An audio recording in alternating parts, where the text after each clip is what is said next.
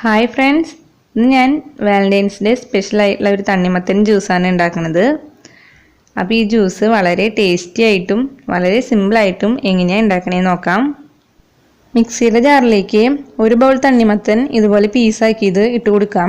ഇതിലേക്ക് ഞാൻ വേറെ വെള്ളമൊന്നും ചേർക്കണില്ല. തണ്ണിമത്തനിൽ തന്നെ നന്നായി വെള്ളമുള്ള കാരണം വേറെ വെള്ളം ചേർക്കേണ്ട ആവശ്യമില്ല.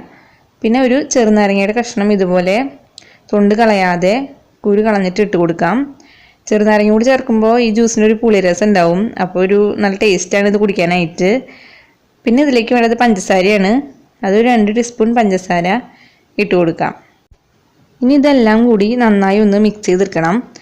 മിക്സ് ചെയ്ത് കഴിഞ്ഞ് നന്നായി അരിച്ചിട്ട് വേണം നമുക്ക് എടുക്കാനായിട്ട്.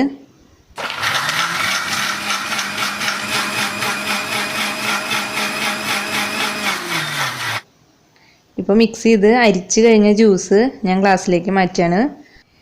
ഇപ്പോൾ തണ്ണിമത്തൻ്റെ സീസൺ ആയതുകൊണ്ട് തണ്ണിമത്തനൊക്കെ കിട്ടുകയാണെങ്കിൽ ഇങ്ങനെ ഒരു ജ്യൂസ് ഉണ്ടാക്കിയിട്ട് നിങ്ങൾ കുടിച്ച് നോക്കുക.